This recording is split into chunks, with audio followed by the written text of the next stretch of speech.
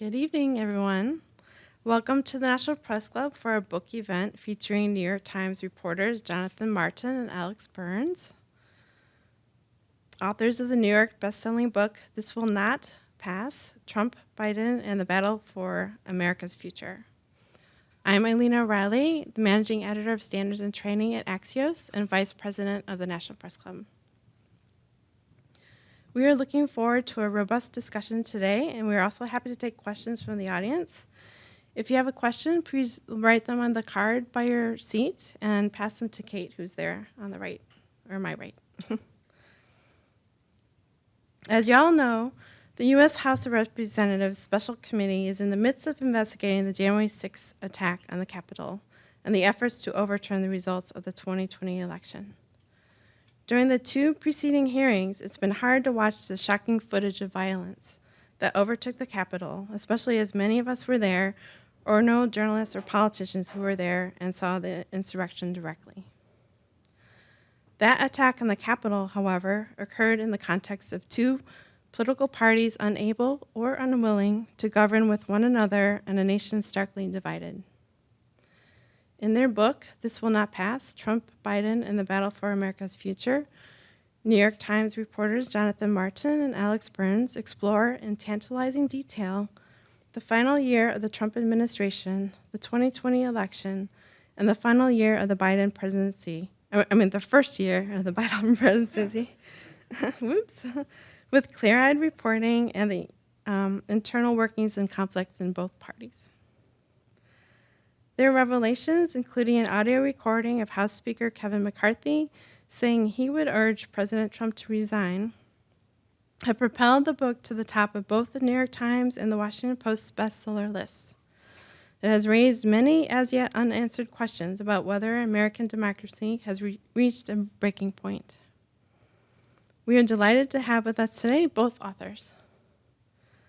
Jonathan Martin is a national political correspondent for the New York Times. Before joining the Times, he reported for Politico, where he was a senior political writer. He is also the co-author of the New York Times bestseller, The End of the Line, Romney versus Obama, the 34 Days That Decided the Election. Alex Burns is also a national political correspondent for the New York Times, covering elections and political power across the country.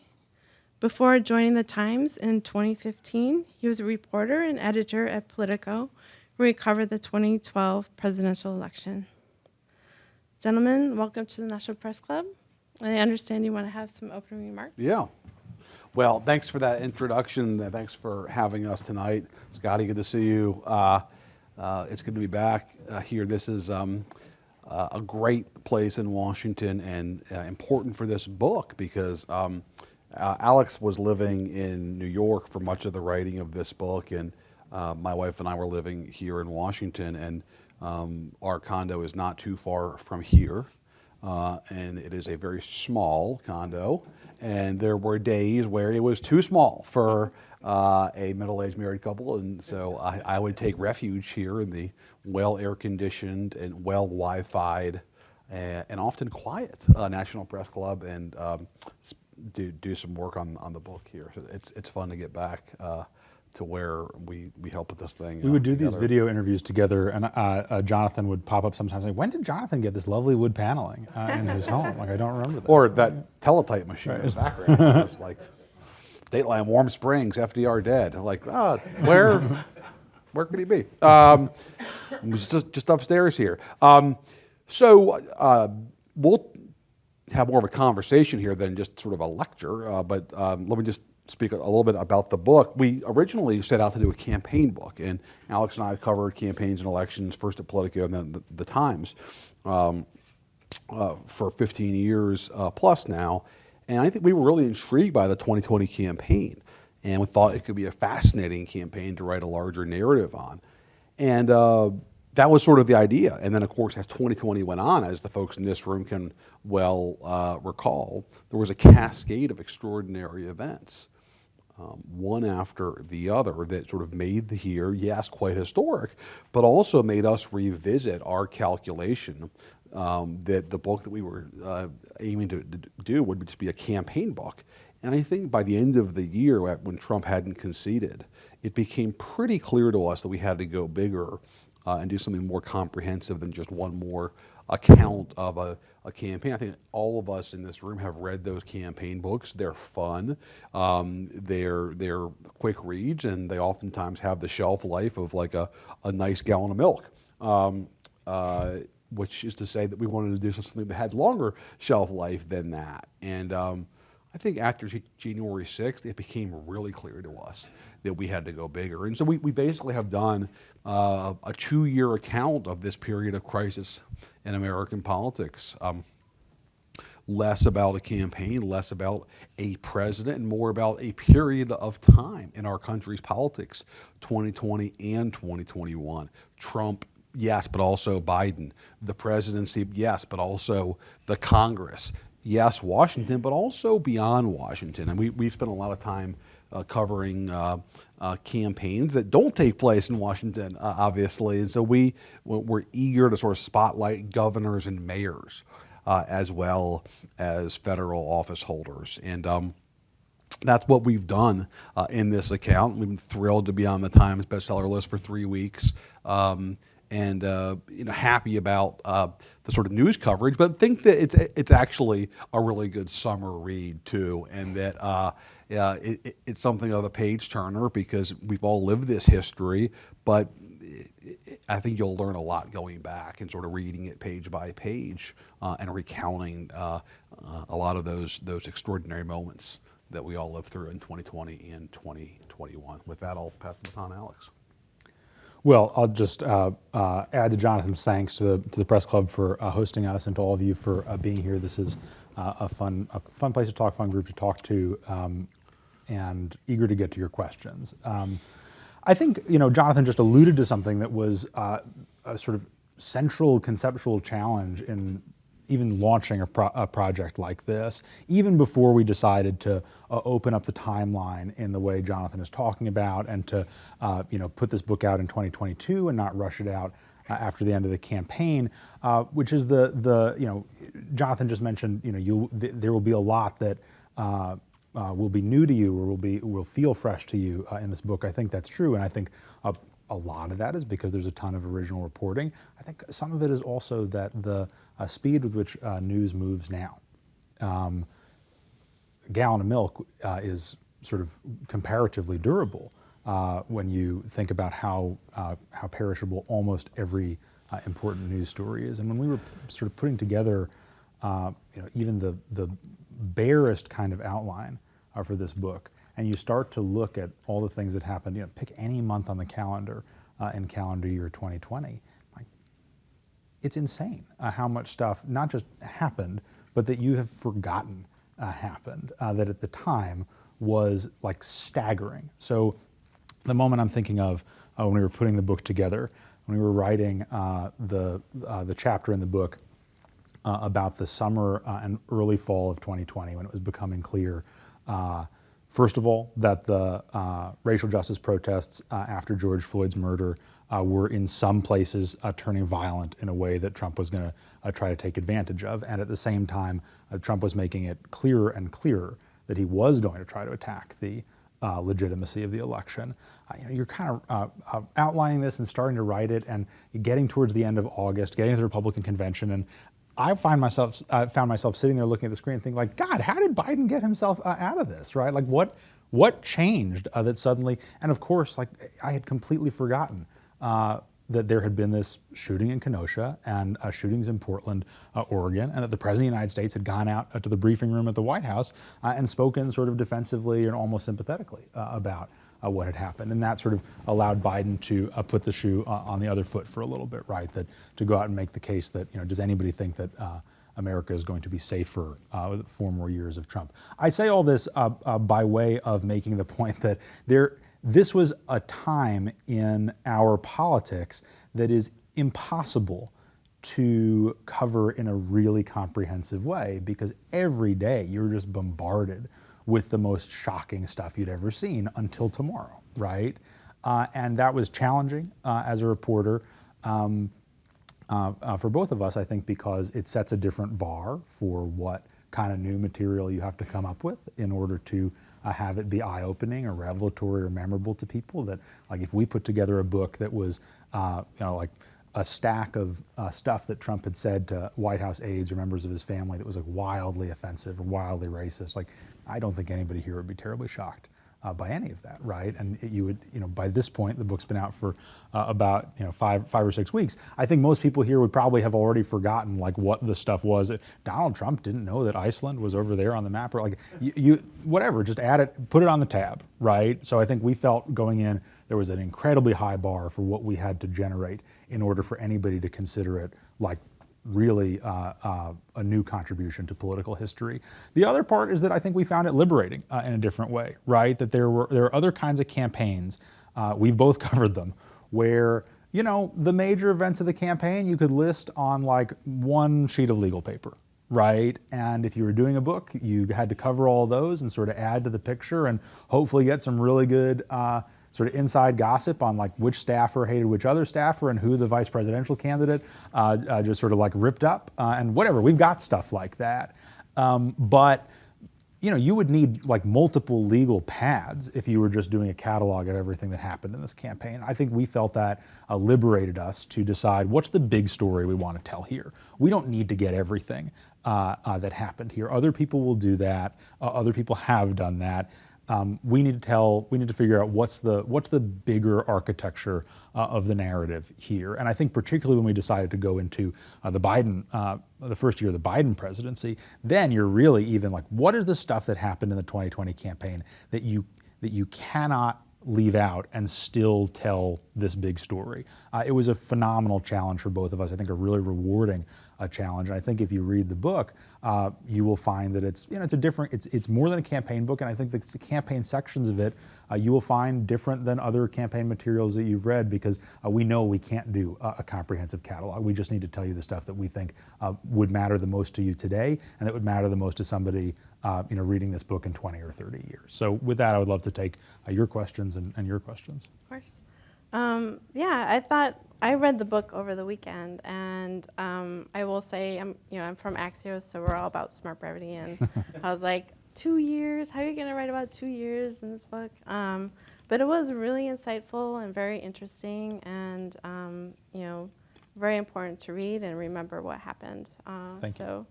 I guess one of the questions we got was, we're all, a lot of us here are journalists and authors of books and interested in that process. How did you decide, when being New York Times reporters, when to report on something instantaneously and when to hold it for the book? How did that process work? No, it's a good question. So I think one of the things that we benefited from in the reporting of this book was just how rigorous we were with sources about what was for the book and what was for the paper. Mm-hmm. And I think that gave a measure of reassurance to people who were willing to speak for history and were willing to be candid about conversations, meetings, events, and even their feelings. But I think we're reluctant to do so without the knowledge that it was going to be for a book, that it was not going to be in the paper the next day or the next week or even the next month. Mm-hmm. And so with all of our interviews, we made clear on the front end in scheduling it and then at the actual meeting itself that it was for the book. And we would actually open these interviews oftentimes with sources and say, just so you know, this is just for the book. It's not going to be in the paper tonight, tomorrow, next week, or next month. It's not going to be in print until next year.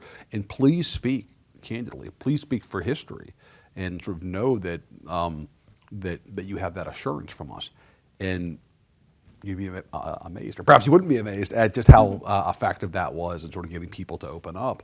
Mm-hmm. And I think it also paid off because, over the course of weeks and months, people who cooperated with us, they didn't see the material in the paper. They knew that we were good to our word. And when we, in some cases, had to go back to people along the way for additional reporting, they were happy to engage.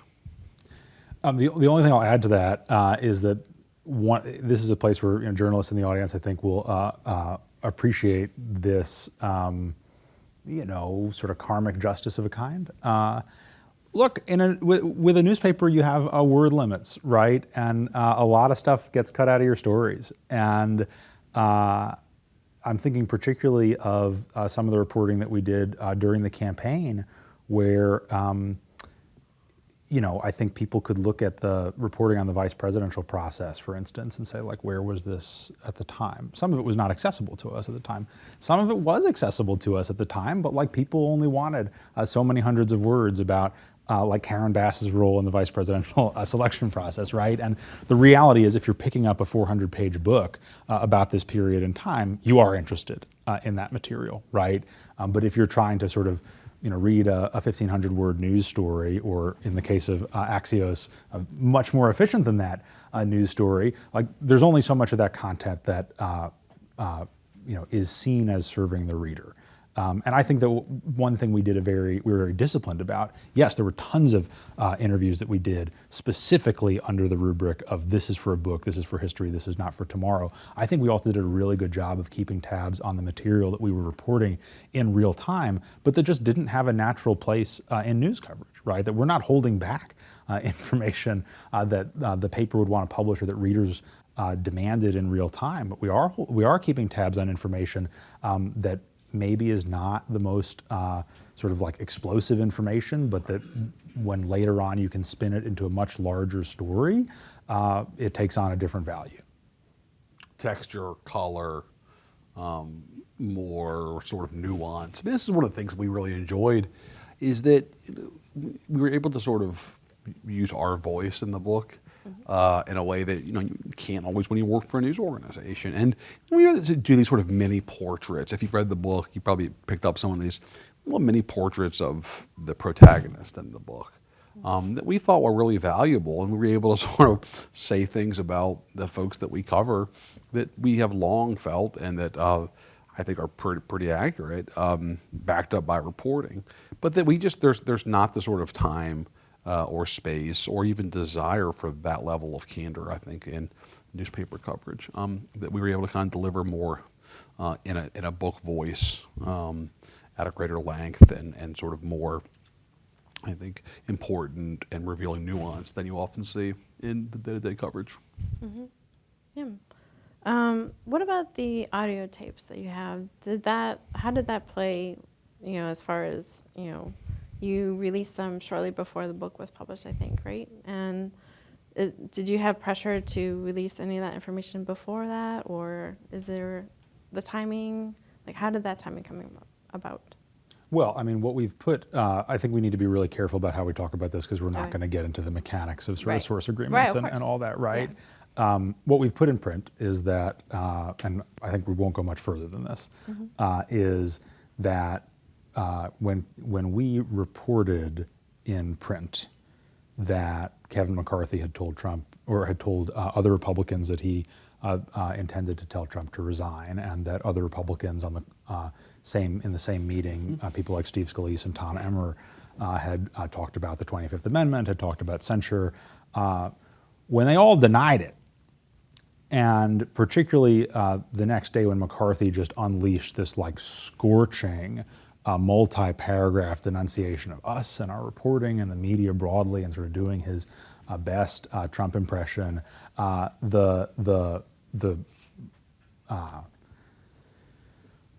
boldness of that lie opened the door for us to release material that we had not previously, sort of had free reign to work with.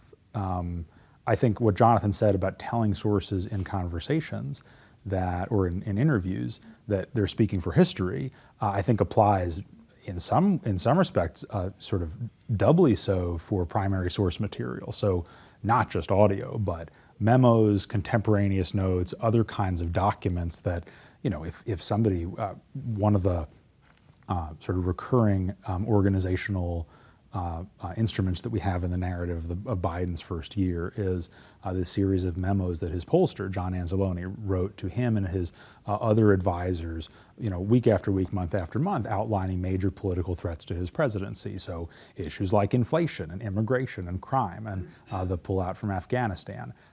It's all pretty prescient stuff. That's material that I think looks really different if it gets published the day after that memo is circulated, as opposed to and as a standalone news story, just like the next day, Biden pollster, inflation's gonna kill us or whatever, versus as part of a really fleshed out picture, a year after the fact, right? And so, I understand a lot of the sort of complaints that people have about reporters holding on to this kind of information. And I guess I think it's the burden's on us to explain these kinds of sourcing agreements and the parameters of book journalism versus newspaper journalism. And the thing that I just always encourage people, the way I always encourage people to think about this is that people have this idea that you're choosing between releasing this information the moment you get it versus hoarding it and releasing it in your book, when the choice is really much closer to releasing it in a book or never getting access to it at all. And to me, that is a trade that is absolutely worth making in favor of the book. Mm-hmm. Yeah, no, I think we've all faced those types of decisions. I thought one part in the book that was really interesting was your talk about the pollsters that Trump was using and some of the questions they were asking. Do you have any? Can you tell people about like what they were sussing out basically, and how the American people would react to certain things, and how that compares to like what what Biden's pollsters are. Right. sussing It's out? hard to sustain shock value when it comes to Donald Trump, because this was actually one of the challenges of covering his presidency, right, is that anything was plausible in some ways. So like you could get most anything in print. We didn't cover the White House, but obviously covered campaigns, but we sort of saw this from afar. You would see these parodies online about what Trump was doing or saying, and you couldn't totally tell sometimes if it was like The Onion or the reality. And to that end, we in the course of our reporting for the book came across some pretty extraordinary survey research that the Trump campaign had done after COVID, or during COVID, I should say, in 2020, including testing with voters how they would respond to, expelling Chinese nationals who were at American universities in response to, or to at least, offer the image of confronting China and being tough with Beijing. Obviously that didn't go anywhere, but it does tell you a lot about the Trump mindset and the people around him who were willing to sort of push the envelope when it came to issues of race and immigration to levels that previously would have been unthinkable for a modern American president.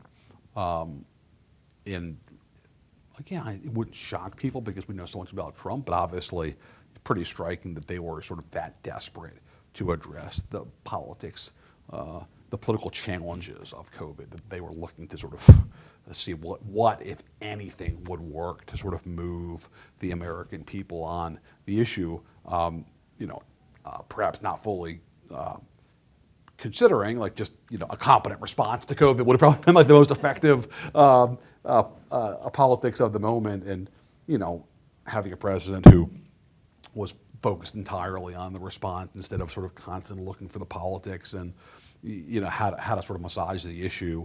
But of course that was not an option on the menu. In terms of the Biden polling, Alex mentioned this a minute ago. It's like one of the things that we think is really important in the book.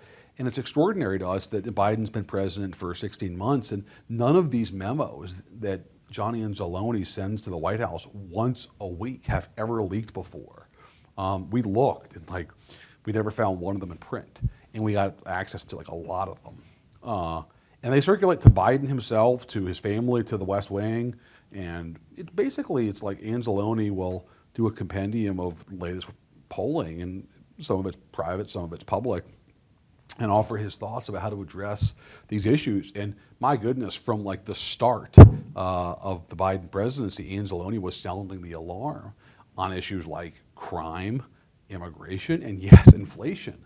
And I think desperately trying to get the attention of folks in Biden's inner circle, and obviously wasn't able to fully do that, at least in a way that put Biden ahead of the curve on addressing those issues. And we have that sort of sprinkled throughout the book, Anzalone, raising those issues. Biden is now living with the political world in which, I think his pollster was sort of dreading and sort of trying to call their attention to, beginning in the spring, summer of 21. One of the things that people have asked us at different book events is basically what's the good news in this book? And there's not a whole lot of it. I'll just be upfront about that. But I do think the episode in there about Trump polling these, outrageously xenophobic and racist responses to COVID, slash university or student visas for Chinese nationals, expel all Chinese technicians and researchers in the country. They tested those ideas pretty close to the peak of the very first COVID wave. And what they got back was the American people weren't interested, right? That a solid majority said no, I wouldn't like that. Now, the bad news is you've got more than 30% of the country that's into that stuff, right? But basically it was, somebody who read the manuscript, their reaction was wow, so the country was not as racist as Trump's people thought it was. And I think it's not as racist as some of Trump's people thought it was. But yeah, that's basically true. And that actually is good news. The bad news is that you had a president whose campaign was testing this kind of stuff. And if the numbers had come back differently, then we could have been plunged into an international incident of, I won't say unprecedented proportions, but certainly in our recent relationship with China, a pretty scary area. They didn't test bleach injections. That we know of. That we know of. That would have been an interesting. Just got to let the sunlight Jim in. Hobart back there would have been, I think, very curious on the wording of that question. That could have really shaped the response on bleach injections. Okay, so there's a question from the audience. Alex, you mentioned the protagonists of the book. Who do you consider to be the main protagonists? That's a really good question. Look, I think when we set out to do this, we felt really strongly we don't want to write a book where the main character is Donald Trump, because there have been a lot of those books. And that may have been a poor choice for commercial purposes. I think that if this book was just 400 pages of Trump doing wild stuff, yeah, I think people would have eaten that up too. And I think we felt strongly that we don't want Biden to be the main character, not only because we just sort of don't. I think we, as reporters, have always really approached our jobs rejecting the premise that the president is the central actor in all of American politics, but also because I think it was obvious to us all along, and this is not something I'm just saying in retrospect. I remember saying this to our future editor on the book, when we were pitching this thing, that Biden did not look to us like he was going to be a dominant figure in American public life, right? That he was, if he won the election, which it looked like he probably would, that he would be, he said it himself, a transitional kind of figure, a bridge as the president, but not a sort of era-defining figure. So look, this is kind of a cop-out answer, but I think it's an honest answer that I think the main character, the protagonist of the book is the American political system, right? And when people ask us who comes off well in the book, who comes off poorly in the book, who's the main cast, if there was a movie, who would the main character be? And it's just not that kind of book, right? I think we could give you a list of 12 people who are main characters, and the point is that they're all there not to be sort of, this isn't one of these books where because the Treasury Secretary was an amazing source, we're going to spend 100 pages on our glorious and brave Treasury Secretary or whatever. No, it's a book where all of the people, including the former president and the current president, are there as a sort of mirror back onto the country and our political institutions. Awesome. You mentioned that I was kind of interesting because Biden did talk about being the bridge, but he also talked a lot about he wanted to be an epic type of president. So do you not see that happening? Or Yeah, it's one of the central contradictions of Biden's presidency. I think he recognizes that he was, in some ways, an emergency nominee and an emergency president to sort of stop Donald Trump during a once-in-a-century pandemic and a series of other crises. And I think Biden he said out loud that I think he understands that's the sort of moment he was elected in. But he's also Joe Biden. He sought the presidency twice before this. He came to the Senate a half century ago this fall. He has wanted this office. He's wanted bigness, if you will. He sort of craved if you read What It Takes, a book that Alex and I love, and the Biden chapters are so revealing. He so wants the affirmation of big people. Back then, people like David Broder at the Washington Post. And I think now, you see him. There's a section in the book that we have about sort of Biden being a regular Morning Joe viewer, and when he sees segments that are not favorable to him, he will have his staff summon people from Morning Joe to the White House because he wants to convince them what he's trying to do, because he craves that kind of affirmation. And so I think, to get to your question, I think Biden can never fully accept that he is a sort of Gerald Ford type figure who came in at a crisis and was trying to get stuff done, but mostly came in to stop the bleeding. And I think, for a lot of 2021, as we capture in the book, he really believed that, no, I actually have an opportunity to be a transformational figure rather than just a transitional figure or a stopgap type political leader. And I think that created challenges for him, because he was trying to be a transformational figure with congressional majorities that were much more conducive to incremental change at best. And to me, it's one of the, look, we'll see how the rest of this year goes, but up to this point, it's been one of the, I think, clearly missed opportunities of the Biden presidency to this date, is to make the case to the country for that kind of incrementalism is a word that we both use a lot. I think it has a certain kind of connotation on the left and the right that it doesn't necessarily deserve, right? But if all Biden were to get out of the first 2 years of his presidency was a massive vaccination campaign, the infrastructure bill, the American Rescue Plan, and the public works projects that come out of it, this deal on gun regulation, and potentially, by no means a sure thing, but some very slimmed down version of Build Back Better with a whole bunch of sort of drug re-regulation and climate stuff. That's actually a hell of a record, right? Like, by any modern American standard, like, that's a pretty damn productive first 2 years as president. And the country doesn't feel any of that, mainly because of inflation, but also because of the wildly out of control expectations that Biden, and I think even more than Biden himself, major voices in his party created in the first couple months of his presidency. That if you convince your own team that what they're going to get is like a root and branch, cradle to grave reform of the American economy and social contract, then yeah, the stuff I just listed sounds pretty lame by comparison.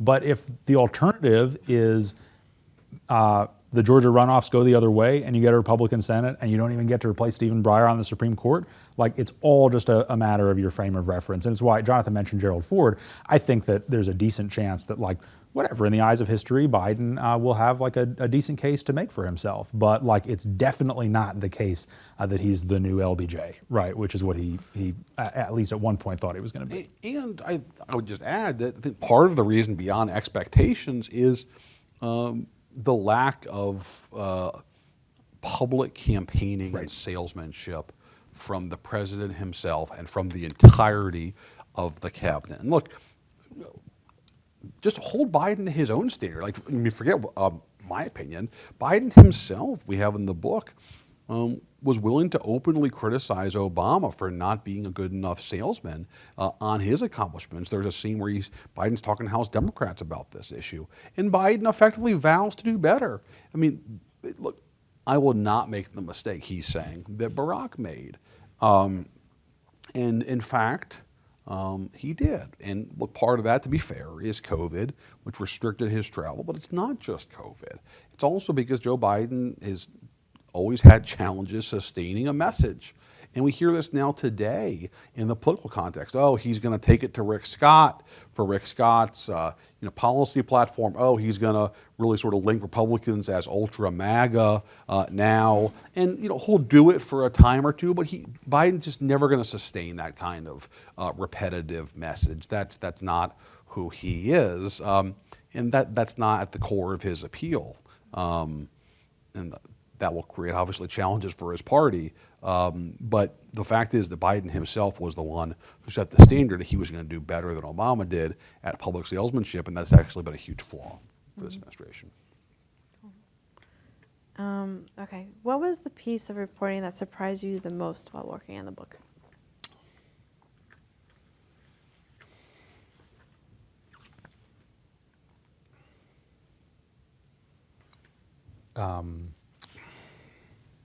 I don't know I don't know if surprising is exactly the right word for this, but I think that certainly the most disturbing thing,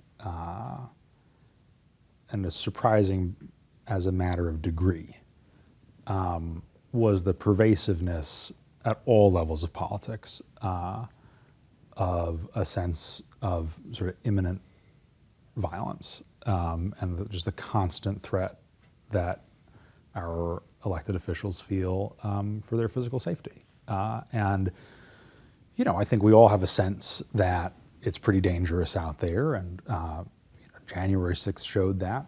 A man who was arrested planning to kill a Supreme Court justice recently shows that. I think that what most Americans don't understand, and what I don't think either of us grasped at the start of this book, was how constant it is, and how it's not just the sort of like Liz Cheney's and AOC's of the world. I'm not saying that would be okay, but I think it's intuitive that the highest profile people in politics certainly deal with a lot of security threats. But we would hear from people who could walk into this room right now and probably be recognized by a quarter of the folks in the room.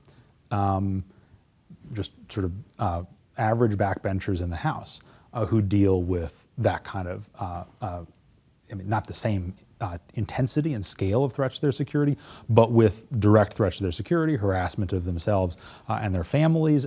And when you talk to people, we talked to the mayor of Chicago and the governor of Michigan, both of them Democrats, both of them women, and both of them told us that there was a point in 2020 where they felt like Donald Trump was deliberately directing violence against them personally. And I think, watching TV, you see that he's whipping up crowds, you see that he's getting people angry, you see that he's doing it no matter how many times there's evidence that people then turn around and make death threats, and some of them get arrested. But look, to sit down with the governor of Michigan and ask her, did you ever feel like Trump was trying to kill you, and have her answer be yes, that's a pretty shocking thing. Yeah, and we get the question doing book events all the time when we're on the road, is there any good news? And it's hard to say candidly that there is a lot of good news. I mean, we're in this period of extreme conflict and tension that is sort of unlike anything that we've been used to in the post-war era in this country. And I think it's creating threats to our system that we're just not familiar with. There's a reason why the book is called "This Will Not Pass." It's very much an active story. To be a little bit more lighthearted, I think one of the things that we have always felt as reporters is that there's what sources are telling us. It's always worse than they actually present it, or we're more right than we actually know. And I think we feel so vindicated about that now. That not that we can sort of like detect spin or penetrate, campaign staffers telling us that don't look behind the curtain here with like total perfection. But I think it's fair to say that after working on this book, that the maxim that Washington is more Veep than it is House of Cards it definitely rings true to us. When you're faced with the question of conspiracy or incompetence, it's usually incompetence. In fact, most always incompetence. A lot of these people at the highest levels of politics, White House, Congress, there's no grand plan in a lot of cases, and they're kind of making it up as they go, the best they can. Mm-hmm. That's Kevin McCarthy right there, saying, "I do have a grand plan. I can't believe you think I'm making it up as I go." It's shocking. Someone asked, could you discuss the differences between reporting in the Trump and Biden administrations? It's basically the same thing, right? No? Biden would call us all the time and say, "You guys are terrible. You're just a bunch of liars." No. Yeah, I mean, look, I think one of the things that there are enormous differences between reporting on the two administrations. I think the reality of Biden himself, whatever his flaws, being a figure who's genuinely really focused on sort of policy and government, and that he has hired a lot of people who are also really focused on policy and government. I'm not saying that as like some love letter to the Biden people, but I do think the difference in the kinds of sources that you talk to and the kind of sense of what you get of like what is going on in the president's brain, could not be more different, right? It's one of the things that obviously comes through in the January 6th committee's work is the extent to which Trump himself had at best like an amateur grasp of like the basics of American politics and political law, right? Biden isn't a Supreme Court justice by any means, but like whatever, he's a serious person and he's surrounded by people who are varying degrees of seriousness, but all consider themselves serious people. Where I think they do have a decent bit in common is there's this idea out there that the Biden White House is leak-proof, and I mean, read the book for yourselves. That is not true. I think that one of the things that the Trump era did, though, is train people to think about what leaking looks like and what's an interesting leak in ways that are not totally transferable, right? That like, I'm not giving away any state secrets here as a reporter by saying that like, if you ever had the impression that like everybody sitting in a room with Donald Trump would then immediately leave and then like call their favorite reporter and say like, you will not believe what this guy said, and not always the president, but somebody else in the room, like whatever, there's a reason why you have that impression. Yeah, right. And the, every story was Murder on the Orient Express, right? We're like, sorry, spoiler alert, like everybody was stabbing the corpse, right? And the Biden team is different, but it doesn't mean they're not leaky, and it doesn't mean that you can't get in there. It's just more like reporting on the Obama administration, or this it predates my time in Washington, but I think the Bush administration, right? That it's about finding your angles, getting to what the White House is saying from people on the outside of the White House, and also, applying like a sort of driving, rigorous skepticism to what the president himself is saying that kind of like I think people didn't really need to train themselves or discipline themselves to do that when it was Donald Trump, because of course you were skeptical of the stuff that was coming out of his mouth. And the notion, Jonathan alluded before to the Veep versus a House of Cards thing, the notion that like this whole Trump administration is sort of like a Marx Brothers movie, as one of the people close to him once put it to me, that like that Trump's office was like a stateroom scene in a Marx Brothers movie where like one person would leave through one door and the other door on the other side of the room would immediately open. And, that's not sort of the way the Biden operation works. But it's still Washington. It's still a White House. Like, I don't think that we're employing any methods with the Biden people that would be like foreign to somebody covering a White House in like the 1970s, right? Except for sort of some of the technology involved. There's not, though, in the Biden White House a room with Biden swag. As we report in the book, the Trump White House did include a room where VIPs to the West Wing could help themselves to various MAGA hats, shirts, buttons, pins, and the like. I don't think Joe Biden's doing that. I don't think he's doing that. In one of the anterooms of the West Wing. I'm glad you brought up the committee hearings because I think that's a very important newsy topic right Yeah. now. Has anything that's come out surprised either of you yet? No, I mean, I think I mentioned earlier about sort of the Trump challenge of sort of limiting our capacity for surprise, and no, it all rings true. I mean, I think like Trump going negative on his own daughter, it was like, oh my gosh, what kind of a person is that? Well, that's actually what we totally expect, right? I mean, it was like the least surprising part of the deal, but also like maybe the most shocking at the same time, if that makes sense.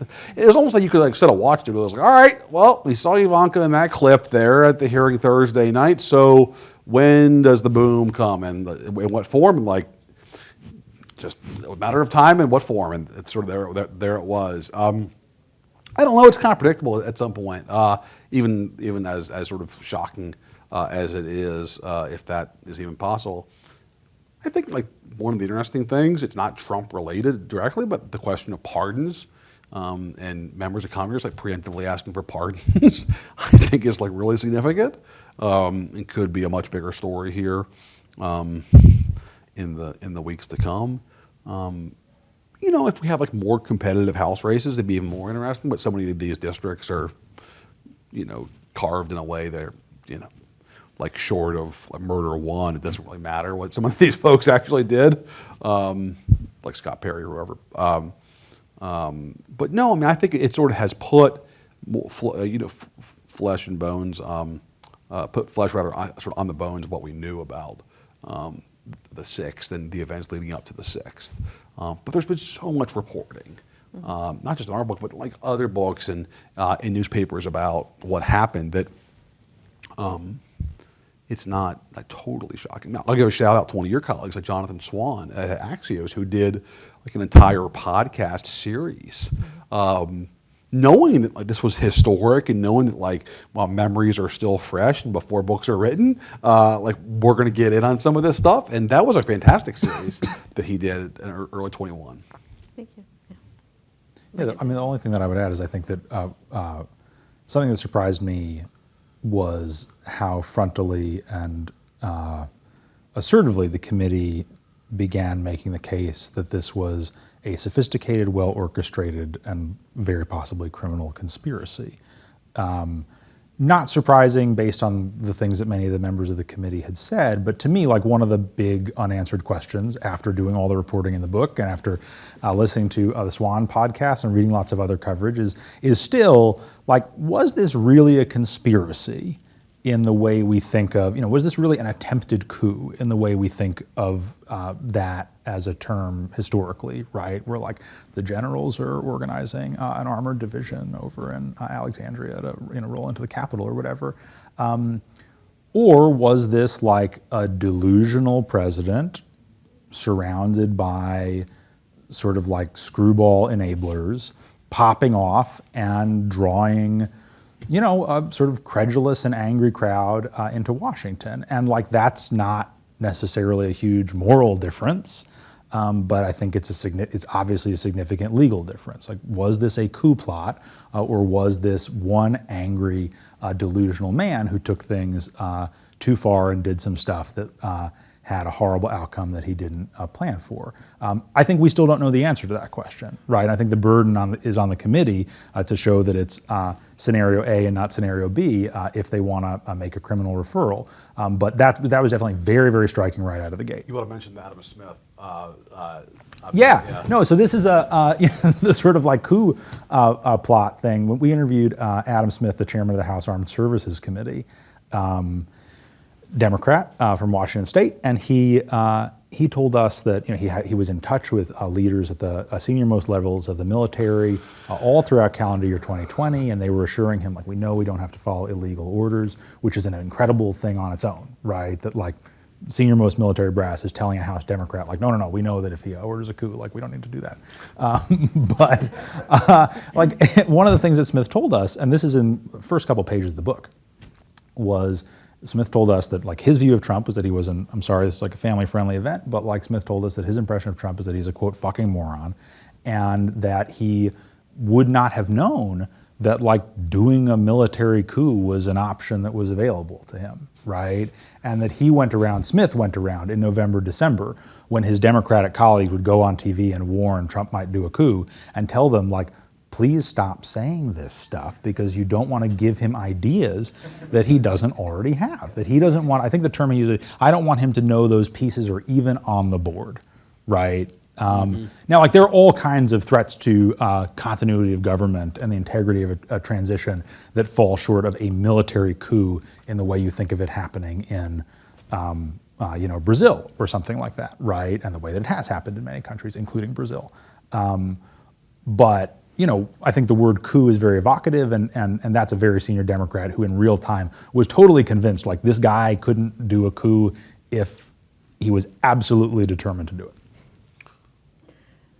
We have a question. Is it possible that the DOJ could interview you all for their investigations?